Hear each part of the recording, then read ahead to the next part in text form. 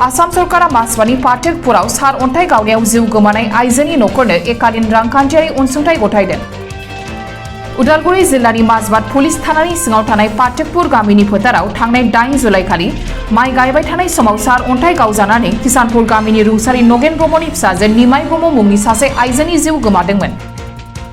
सार अन्थाइ गावजानानै सासे आइजोनि जिउ गोमानायनि खौरांखौ मोननानै माजबाद पुलिस थानानि बिबानगिरि जेपि शर्माया जाथायथिलिसिम नुजाथि हैनानै गोथै सहखौ बोखांनानै पस्टमर्टेम खालामनानै नखरनो गथायनानै होदोंमोन। दिनै साननि 12 रिंगासोआव माजबाद खाजोना बेंखन बिबानगिरि उत्पल कुमार देखाया सार अन्थाइ गावजानायाव जिउ गोमानाय आइजोनि नखराव नुजाथि हैनानै आसाम सरकारा होनाय एकालिन रांखान्थियारि अनसुंथाइनि 4 लाख रांनि चेकखौ नखरनि सुबुंफोरनो गथायनानै होयो।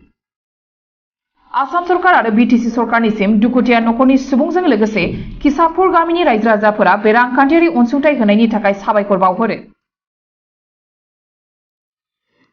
दिनैनि सेग्रानाय हाबाफारियाव ओनसोलनि बिबानगिरि गौरव मलिया, लाट मण्डल अमित दैमारी, लाट गामि बोराइजों लोगोसे खाजोना बेंखन बिबानगिरि मावख'नि मावफारियाफोराबो बाहागो लादोंमोन।